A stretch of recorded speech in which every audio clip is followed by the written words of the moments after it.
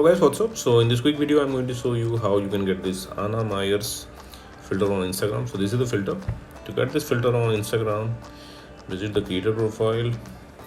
Jefferson is the creator of this filter. He's having some awesome filter. You can follow him to unlock all his filter to your Instagram camera tray. So check in his filter gallery, and this is the filter, Anna Myers. Tap on it and you will see this preview. From here you can save it to your Instagram camera tray, and you can tap on try to try the filter. And suppose you are not getting the effect like this, then what you can do, visit this website. Link to this website I'll give in the description box below. So here in this website you will see link to the filter. Just tap on the link and open it with Instagram. Okay, and likewise also you can get this effect on Instagram. So thanks for watching the video guys. See you on the next video.